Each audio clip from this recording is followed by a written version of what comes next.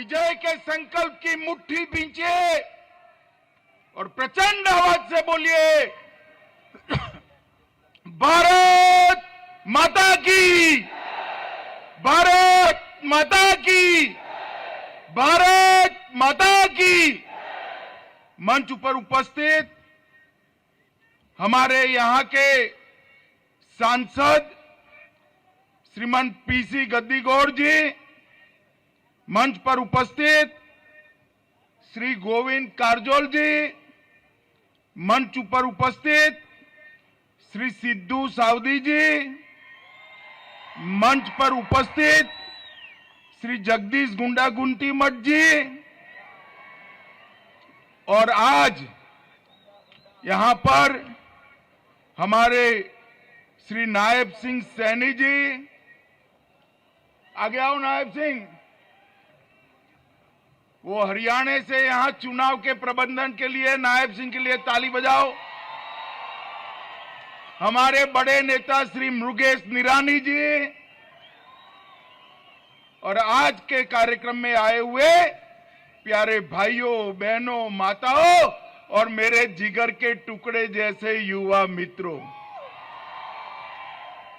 आज सबसे पहले मैं अल्लम प्रभु मंदिर, श्री बनशंकरी मंदिर, श्री सिद्धरामेश्वर मंदिर, श्री दत्तात्रेय मंदिर और श्री वेंकट रमण मंदिर को प्रणाम कर कर मेरी बात की शुरुआत करना चाहता हूं।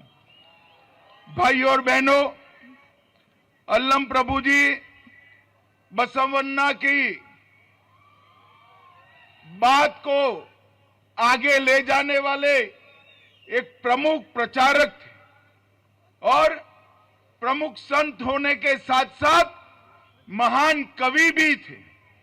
उन्होंने अपनी कविताओं के माध्यम से बसवन्ना के वचनों को हर गांव में पहुंचाने के लिए पूरा जीवन कार्य किया। मैं आज फिर से एक बार अल्लम प्रभु को प्रणाम कर कर मेरी बात की शुरुआत करना चाहता हूं। मित्रों, ये भूमि चालुक्य राजवंश के दूरदर्शी शासकों की भूमि है। उन्होंने बदामी, एहोल, पट्टादाकल, उसमें अनेक प्रकार के शिल्पों की निर्मित की। मित्रों, मीडिया वाले जरा सेट कर कर बैठ जाए, जरा प्लीज आप बैठ जाइए।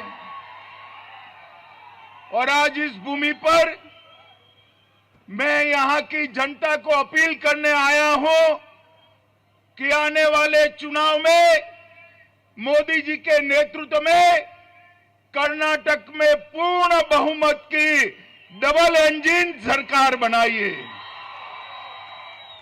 आज जो मैं भीड़ देख रहा हूं, अभी जितने लोग पंडाल में है इससे ज्यादा बाहर रोड पर है। मैं 15 मिनट वो सबको मिलते मिलते आया हूं। मित्रों, ये भीड़ ही बता रही है कि कर्नाटक में फिर से एक बार भारतीय जनता पार्टी की सरकार बनने जा रही है। मित्रों, ये चुनाव हमारे आगे आइए तो हमारे प्रत्याशी को सिर्फ विधायक बनाने का चुनाव नहीं है। आगे आइए, तीनों चारों लोग, निरानी आओ आगे भैया। ये चुनाव सिर्फ चारों लोगों को विधायक मंत्री बनाने का चुनाव नहीं है। ये चुनाव है कर्नाटक के भविष्य को मोदी जी के हाथ में देने का चुनाव है। कर्नाटक को एक संपूर्ण विकसित राज्य बैठने का चुनाव है। ये चुनाव एक और पॉलिटिकल स्टेबिलिटी और नए कर्नाटक का चुनाव है जो भारतीय जनता पार्टी लेकर आई है। पॉलिटिकल स्थिरता, राजनीतिक स्थिरता और विकास, ये दोनों भारतीय जनता पार्टी ही कर सकते हैं। और दूसरी ओर डबल इंजन सरकार भी भारतीय जनता पार्टी ही दे सकती है। मित्रों, भारतीय जनता पार्टी भी एक और डबल इंजन सरकार भारतीय जनता पार्टी की है तो दूसरी ओर रिवर्स गियर सरकार है। एक कांग्रेस की सरकार बनी ना तो कर्नाटक का विकास रिवर्स गियर में पड़ने वाला है। मेरी बात याद रखना मित्रों, ये जनरेशनल चेंज का चुनाव है और हम मोदी जी के नेतृत्व में फिर से एक बार सरकार बनाएंगे। बनाएंगे ना? जरा जोर से बोलो, बनाएंगे ना? माताओं, भाइयों, बहनों, भारतीय जनता पार्टी ने कर्नाटक का 4 साल में श्री येदियुरप्पा और श्री बोम्मई के नेतृत्व में बहुत विकास किया है। मोदी जी ने 9 साल से कर्नाटक को केंद्र से ढेर सारे पैसे और योजना भेजने का काम किया है। इसकी बात तो मैं बाद में करूंगा, मगर अगर कांग्रेस गलती से भी आ गई, बहनें मेरी बात खास सुने, कांग्रेस घाटी में भी आ गई तो ऑल टाइम हाई करप्शन होगा, तुष्टीकरण होगा, ऑल टाइम हाई परिवारवाद होगा और कर्नाटक पूरा दंगे से ग्रस्त हो जाएगा। मित्रों, आप चाहते हैं PF पर से बैन उठ जाए? चाहते हैं क्या? चाहते हैं? कांग्रेस पार्टी कहती है PF पर बैन लगाने की जरूरत नहीं थी। माताओं, भाइयों, बहनों, अभी अभी हमारी सरकार ने एक यहां धर्म के आधार पर मुस्लिम रिजर्वेशन था, 4% रिजर्वेशन भारतीय जनता पार्टी की सरकार ने वोट बैंक की लालच में पड़े बगैर ये मुस्लिम रिजर्वेशन को समाप्त कर दिया है। हम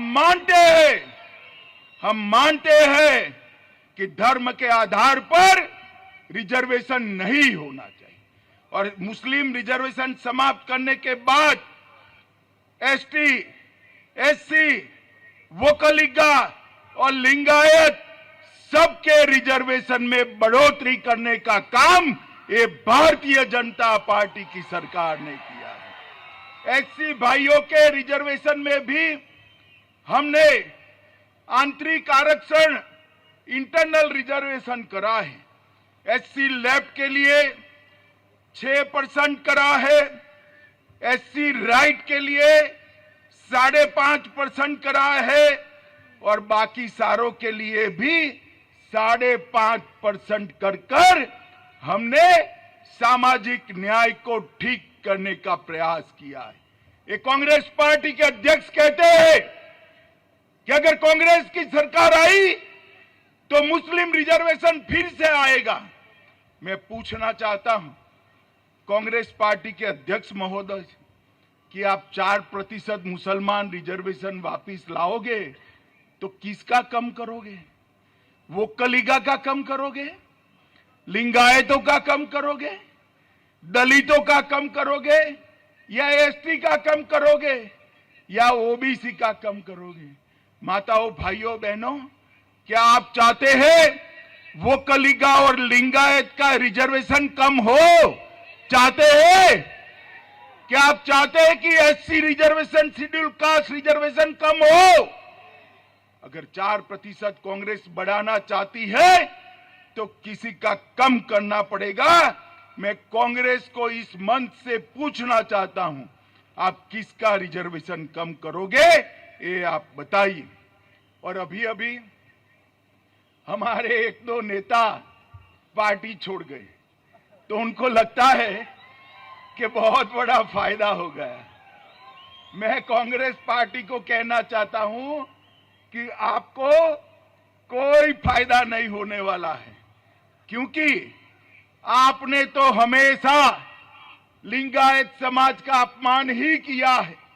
इतने लंबे शासन में 2 ही लिंगायत मुख्यमंत्री दिए, श्री निजलिंगप्पा और वीरेंद्र पाटिल, और दोनों को अपमान कराकर बाहर निकाल दिया है। और आप भारतीय जनता पार्टी से आए हुए नेताओं के आधार पर चुनाव लड़ते हो, यही बताता है कि आपके यहां बैंकरप्सी आ गई है, बैंकरप्सी आ गई है। माताओं, भाइयों, बहनों, भारतीय जनता पार्टी ने जब येदियुरप्पा जी को मुख्यमंत्री बनाया, तब जेडीएस का उपयोग कर येदियुरप्पा को हटाने वाली यही कांग्रेस पार्टी थी। और आज वो हमारे कुछ नेताओं के साथ रहकर आगे बढ़ना चाहते हैं, मगर कर्नाटक और विशेषकर उत्तरी कर्नाटक, कित्तूर कर्नाटक के लोग इसको नहीं सहन करेंगे। माताओं, भाइयों, बहनों, एक दूसरी पार्टी भी लड़ रही है, जेडीएस पार्टी। जेडीएस को वोट मतलब कांग्रेस पार्टी को वोट। मुझे बताओ, जेडीएस की जितनी भी सीटें आएगी, अंत में वो कांग्रेस के साथ जाएंगे या नहीं जाएंगे? भाई बताओ, जाएंगे या नहीं जाएंगे? तो कांग्रेस को वोट नहीं देना चाहते हो तो सीधा वोट भारतीय जनता पार्टी को दीजिए। हम मोदी जी के नेतृत्व में कर्नाटक का विकास करेंगे। मित्रों, मोदी जी ने पूरे कर्नाटक को येदियुरप्पा जी और बाद में बोम्मई जी के नेतृत्व में कोरोना से बचाने का काम किया है। आप सभी लोग जिनको कोरोना के दोनों वैक्सीन लग गए हो, अपना हाथ ऊपर करिए तो किसको किसको लगा है? सबको लगा है ना? कहीं पर भी तकलीफ पड़ी है भैया? 25 पैसा भी देना पड़ा है? मोदी जी ने 130 करोड़ की जनता को 240 करोड़ वैक्सीन देकर देश को कोरोना से सुरक्षित करने का काम किया है। और एक कांग्रेस वाले परिवारवाद की राजनीति के अलावे कुछ नहीं करते। ये डबल इंजन सरकार ने कलसा बंडूरी, अपर भद्रा, लंबानी थांदा और कुरबा हत्ती को राजस्व गांव का दर्जा लेने का काम ये भारतीय जनता पार्टी की सरकार ने किया है।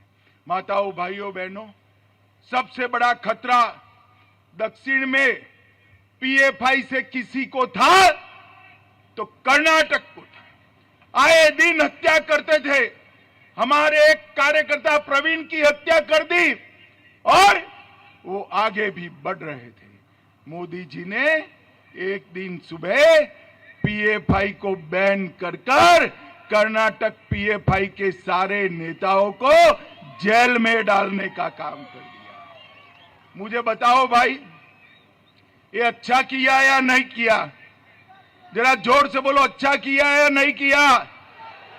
मोदी जी ने पीएफआई पर बैन लगाया और आज मैं आपको पूछने आया हूं, माताओं, भाइयों, बहनों, मुझे बताओ, ये कश्मीर जो है हमारा है या नहीं है? जोर से बोलो, हमारा है या नहीं है? धारा 370 हटनी चाहिए या नहीं हटनी चाहिए थी? 70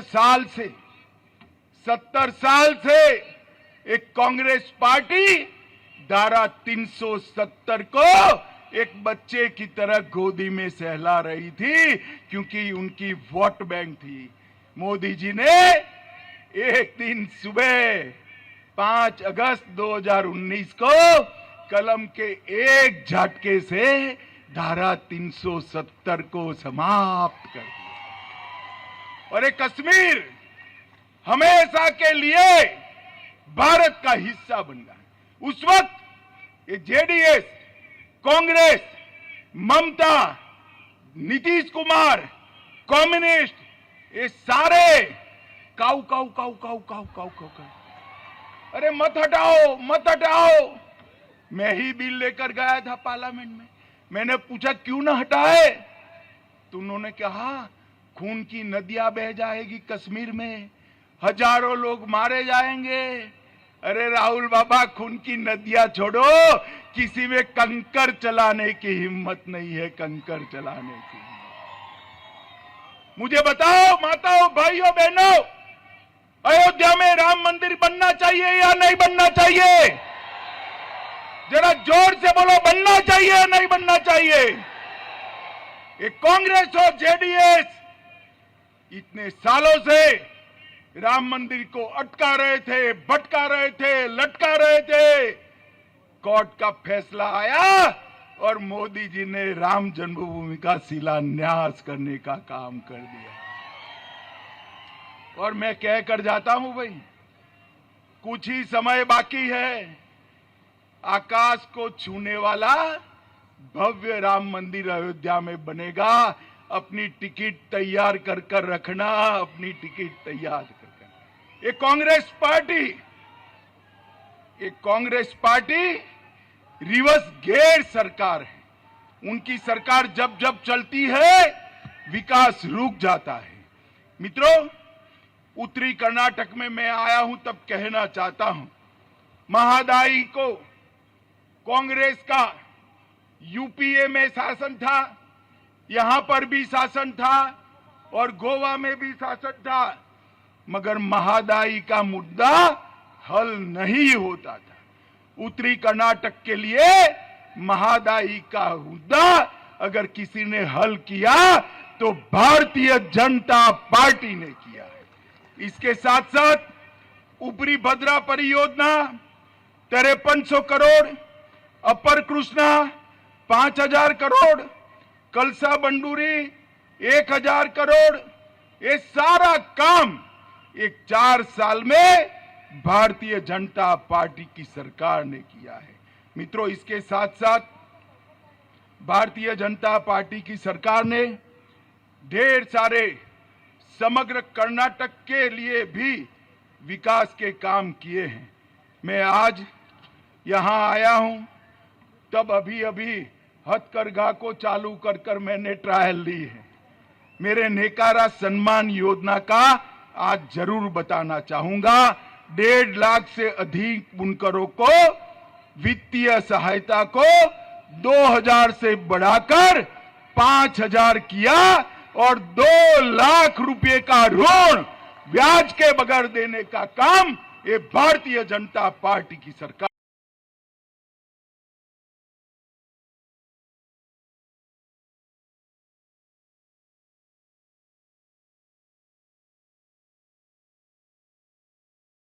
₹725 करोड़ रुपए की छात्रवृत्ति देने का काम भी भारतीय जनता पार्टी ने किया। बागलकोट में मॉडल विश्वविद्यालय बनाया, बागलकोट में जिला अस्पताल को अपग्रेड किया, हम्पी, बदामी, एहोल, पटदकल, विजयपुरा ये पूरा पर्यटन सर्किल बनाया।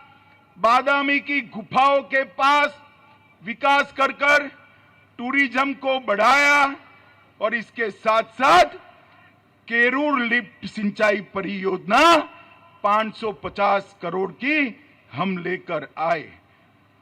चन्नब पुष्पेंद्र लिफ्ट इरिगेशन योजना 520 करोड़ की, सत्तीगेरी सिंचाई परियोजना 546 करोड़ की, शिवगांव का टेक्सटाइल पार्क 10,000 लोगों को नौकरी देगा और गन्ना का रेट एफआरपी कांग्रेस 2100 रुपया छोड़कर गई थी, इसको 3150 रुपया करने का काम आप भारतीय जनता पार्टी की सरकार ने किया है।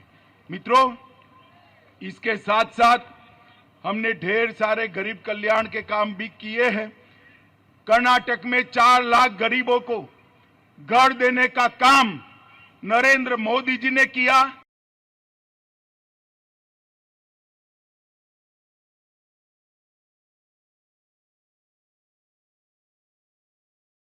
व्यक्ति प्रति माह 5 किलो चावल और रागी देने का काम ये भारतीय जनता पार्टी की सरकार ने फ्री ऑफ कॉस्ट देने का काम किया। 54 लाख किसानों को 10,000 रुपया प्रधानमंत्री कृषि सम्मान निधि लगभग 15,000 करोड़ रुपया भेजने का काम किया। 1.38 करोड़ लोगों को आयुष्मान भारत योजना का 5 लाख तक का पूरा फायदा फिर से एक बार भारतीय जनता पार्टी की सरकार ने दिया और 37 लाख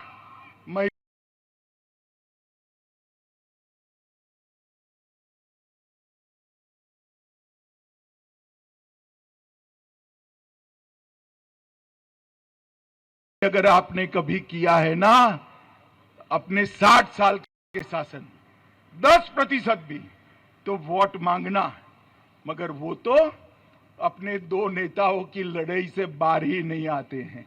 कौन मुख्यमंत्री बनेगा? भाई आप दोनों में से किसी को नहीं बनना है।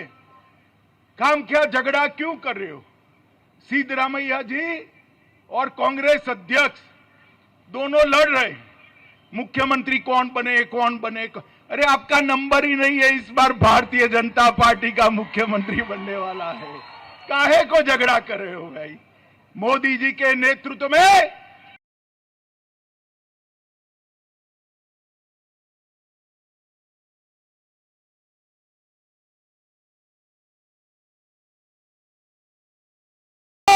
दक्षिण का सबसे विकसित राज्य बनाएं।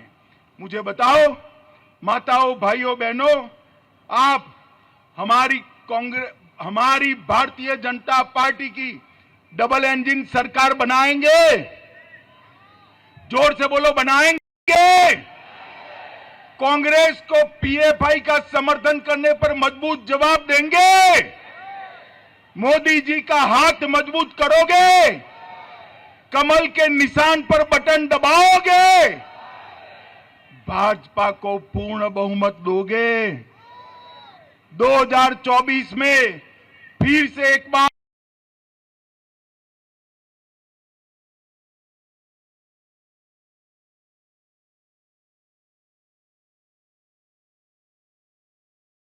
सारे हाथ उठाए, विजय के संकल्प का मुट्ठी बींचे और प्रचंड आवाज से बोलिए, भारत माता की, भारत माता की, भारत माता की, वंदे